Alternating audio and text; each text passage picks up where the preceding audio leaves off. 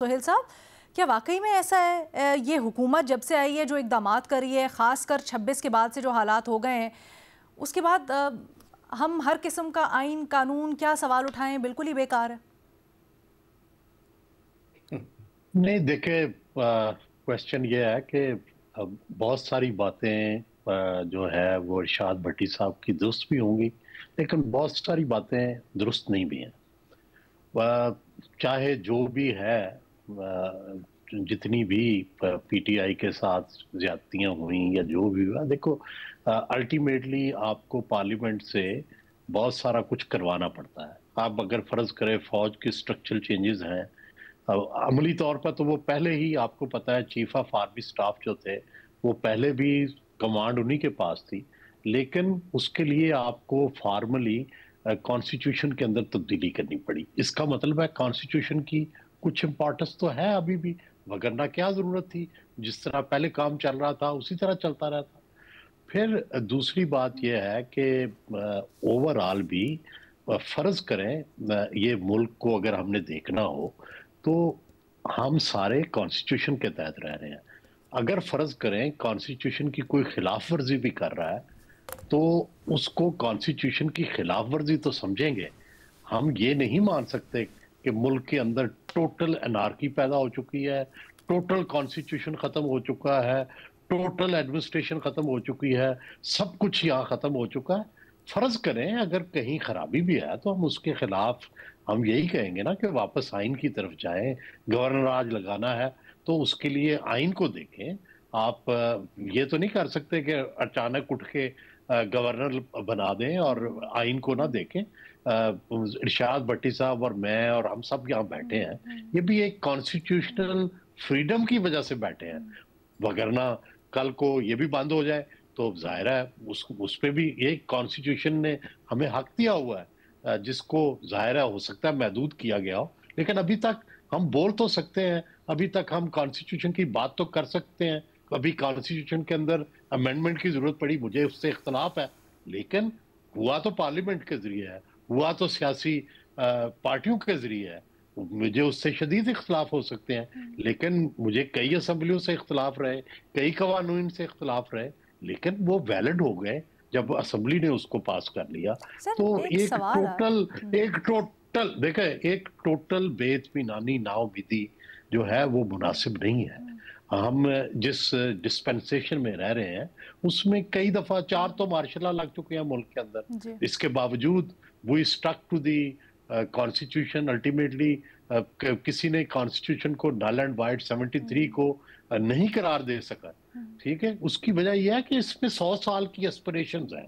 1907 میں پہلی دفعہ جی سر ایک سوال آ رہا ہے ذہن میں، جہاں آپ کی بات بڑی گہری ہے، وہاں یہ بات بھی کہ ابھی آپ دیکھیں جس طرح 26 کے بعد آپ نے کہا کہ آپ حق میں نہیں ہیں کہ گورنر راج لگے، تو وہ راستہ جو کہ ہونا چاہیے تھا یا وہ ایک رکاوٹ چیک اینڈ بیلنس کے لیے جو ہونی چاہیے تھی کہ اگر گورنر راج لگ رہا ہے تو اس کے وہ صرف ایک سیاسی بہانہ ہے یا وہ واقعی میں اس جائز بھی ہے، وہ تو بند کر دی گئی 26 کے بعد۔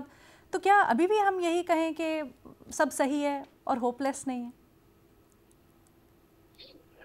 دیکھیں میں تو ہوپ لیس کو کفر سمجھتا ہوں، مایوسی کفر ہے۔ تو بنیادی بات یہ ہے کہ ہم نے تو مارشل لا دیکھے ہوئے ہیں، ہم نے مارشل لاز کے اندر سے جمہوریت کو نکلتے دیکھا ہے، ہم نے ٹوٹلی گورنر راج لگ کے پھر کانسٹیٹیوشن کے ذریعے انہیں بحال ہوتے دیکھا ہے۔ تو میری تو امید کانسٹیٹیوشن سے، جمہوریت سے، سسٹم سے، باوجود اس کے کہ مجھے شدید اختلافات ہیں اب بھی موجود ہے اور اس وقت تک رہے گی کہ جب تک یہ سب کچھ ختم نہیں ہو جاتا، چاہے یہ کمزور سی ٹہنی بھی ہو، میں اس کے ساتھ ہی لٹکا رہوں گا۔ اچھا، باقی سب کے کامنٹس بھی، لیکن بھٹی صاحب پہلے کچھ کہنا چاہ رہے ہیں۔ بھٹی صاحب اگر مختصر رکھ سکیں پلیز تو۔ میں کیا، سہیل بھائی اللہ آپ کو خوش رکھے، آپ کی امید کو قائم رکھے اور آپ کی اس کمزور ٹہنی کو مضبوط کرے، آپ زندہ باد ہیں۔ اچھا، میرا خیال ہے اسی ٹہنی کے اوپر کچھ اشتر اصاف صاحب بھی کہنا چاہ رہے ہیں کافی دیر سے۔ دیکھیے یہ ٹہنی جو ہے یہ ثمر بار اس وقت ہوگی جب ہم سب مل کر اس کی آبیاری کریں گے اور اس کی حفاظت کریں گے، اور حفاظت آپ نے پھر دیکھیے टहनी इन आइसोलेशन नहीं होती, आपने सिर्फ आबियारी नहीं करनी, आपने इसको एक्सटर्नल जो पेस्ट्स हैं उनसे बचाना है, जो उसके ऊपर हमला आवर होती हैं बीमारियां, उसको रोकना है, जो कीड़े ऊपर चढ़ रहे होते हैं उस टहनी के ऊपर, उनको भी आपने करना है। तो जो हालात हैं, जो वाक़यात नज़र आ रहे हैं, मैं समझता हूँ of course it will be the burden of the federal government कि वो किस तरीके से उसको स्ट्रक्चर करती है, बट मैं देख रहा हूँ कि इतनी डिटेरियोरेशन आ गई हुई है जिसकी वजह से जो आपके पूरा गवर्नमेंट का नहीं, स्टेट का जो एग्जिस्टेंस है वो जो है उसके ऊपर ज़रब आती है। अफ़गानिस्तान से जो कुछ हो रहा है, आप मुझे बताइए कि जब अफ़गानियों को एक्सटर्न करना था तो क्या उस पर काम हुआ? नहीं हुआ। अब बात होती क्या है कि गुड तालिबान और बैड तालिबान, ये तो कोई तुक नहीं है ना कि आप कहें कि नहीं कुछ लोग अच्छे हैं कुछ बुरे हैं। आपको एक लाइन ड्रॉ करनी है, और एक्सटर्नल एग्रेशन के खिलाफ अगर आप लाइन ड्रॉ नहीं करेंगे तो बात बनेगी नहीं। और एक्सटर्नल एग्रेशन को आपने रोकना है तो आपने इंटरनल स्ट्राइफ के अंदर जो स्लीपर बैठे हुए हैं, जो स्लीपर आए हुए हैं, स्लीपर से मुराद मेरी वो है कि वो लोग जो अफ़गानिस्तान से इधर आकर हमारे मुल्क की जड़ों को खोखली करने की कोशिश कर रहे हैं, उनकी बेखनी भी करनी है। आपने देखा कि बजाय इसके कि आप गवर्नमेंट चलाएं, आप इस्लामाबाद आते हैं और धरना दे के बैठ जाते हैं। दैट आपका काम एक पर्टिकुलर पॉलिटिकल पार्टी या एक पर्टिकुलर आदमी के लिए नहीं है। आपको इलेक्ट किया गया है सूबे के चीफ मिनिस्टर के तौर पे। आपके मिनिस्टर्स जो हैं they are public servants, they are suppose to be in KPK doing all the governance there.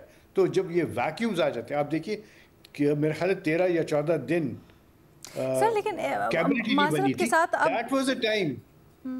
लेकिन माजरत के साथ सर अब मसला ये हो रहा है जैसे अभी रीमा ने भी इसकी तरफ इशारा किया कि हम लोग ये करने के लिए, ये जांचने के लिए कि अगर इस तरह के इक़दामात हो रहे हैं पार्लियामान की तरफ से, अगर लिए जाते हैं तो उसके ऊपर क्या चेक एंड बैलेंस होगा, क्या उसकी जो प्री रिक्विजिट्स हैं वो पूरी हो रही हैं नहीं हो रही, वो जिस इदारे ने करनी थी उससे मुतालिक एक मखसूस तासुर कायम हो रहा है, उससे मुतालिक तासुर कायम हो रहा है कि वो पैदा किया जा रहा है।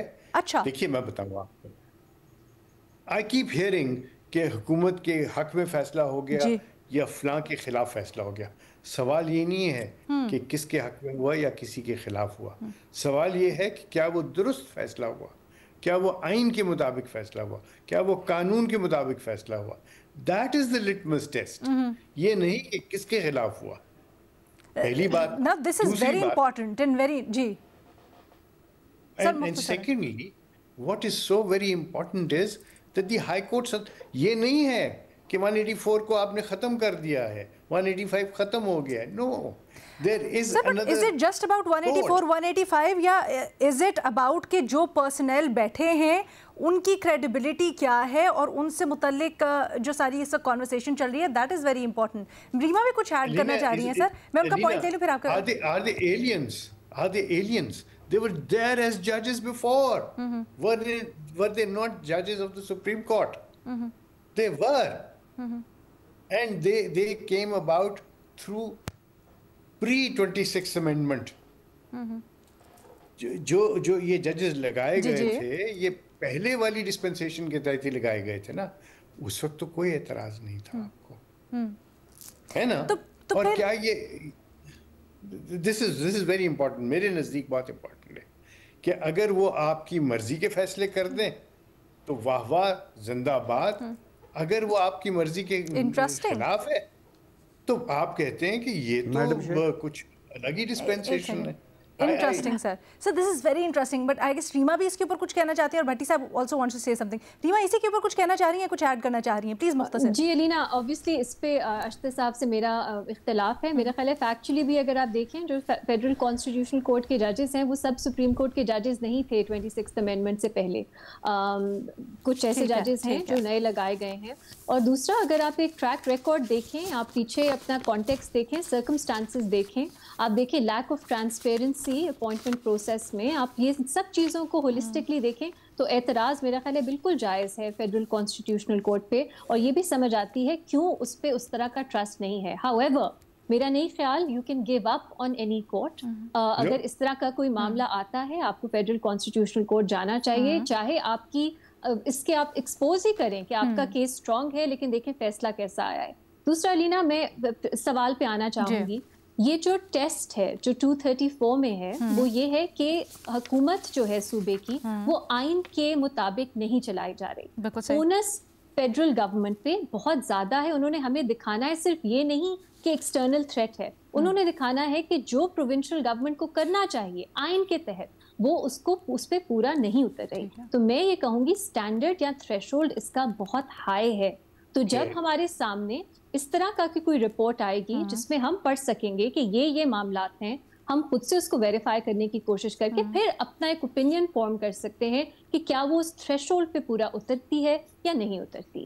لیکن اگین سوال پولیٹیکل ہے، جو میں نے پہلے بھی اٹھائی بات کہ پی ٹی آئی اور جو حکومت کے معاملات ہیں 6 مہینے میں صرف ایمرجنسی لگا کے مجھے نہیں لگتا وہ بہتر ہوں گے، مجھے لگتا ہے وہ مزید خراب ہوں گے. تو اگر پولیٹیکل سولوشن نکل سکتا ہے اس پہ آنا چاہیے، جو سہیل صاحب نے پہلے بھی بات کی. یہ ایک بہت ڈراسٹک سٹیپ ہوتا ہے، لاسٹ ریزورٹ ہوتا ہے ایمرجنسی، اور 6 مہینے کا اگر آپ نے لگانا ہے اس کے بعد آپ کیا کریں گے، یہ سوال سوچ کے اس طرح کا کوئی سٹیپ لینا چاہیے. حالانکہ آئی انڈرسٹینڈ بھٹی صاحب آپ مزید کہنا چاہتے ہیں اس کے اوپر، چلے ایک لائن بس اگر آپ کہہ سکتے ہیں، ویسے اس سے مزید ڈسکشن بڑھے گی، ٹائم ہمارے پاس ختم ہو گیا. یہ میں ڈسکلیمر دے دوں چھوٹا سا.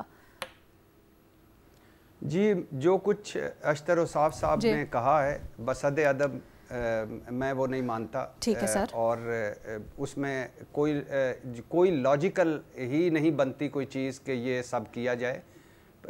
مذاکرات، بات چیت، وفاق اور صوبہ جب تک ایک پیج پہ نہیں آئیں گے تب تک کوئی معاملہ حل نہیں ہوگا.